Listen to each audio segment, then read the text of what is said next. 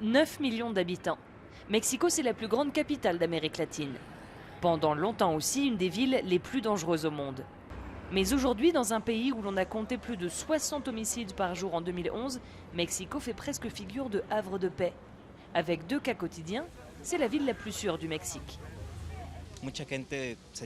Beaucoup de gens voulaient quitter la ville parce qu'ils disaient « Mexico est une ville très dangereuse, mieux vaut aller en province ».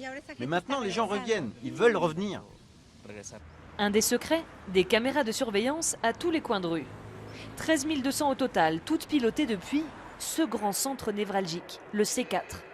Un bijou technologique de 460 millions de dollars, inauguré en octobre dernier. Depuis l'arrivée de la gauche à la mairie en 1997, Mexico opère sa mue. Plus sûre, elle est aussi pionnière de l'écologie. Un capital que le favori pour gouverner la mairie compte faire fructifier. Sa touche personnelle, continuer à dépolluer avec davantage de métrobus à écocarburant. Qu'est-ce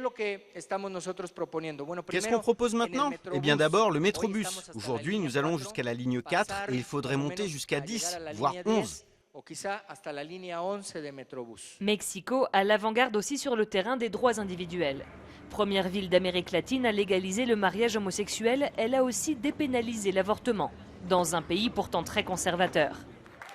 Aujourd'hui, aucun des candidats n'ose remettre ces mesures en question. Isabelle Miranda de Wallace, candidate de la droite conservatrice, propose des alternatives à l'avortement sans en contester le principe. Si la mère ne veut pas garder le bébé, nous lui donnons la possibilité de le donner en adoption. Mais avant cela, on lui laisse 3 mois pour qu'elle puisse trouver un emploi et rester en contact avec son bébé. Mais la capitale aztèque souffre encore d'un mal difficile à déraciner, la corruption. Le problème structurel vient de la nécessité interne du parti de distribuer les responsabilités politiques. Mais il n'y a pratiquement aucun contrôle central des actions de chacun et cela facilite la corruption.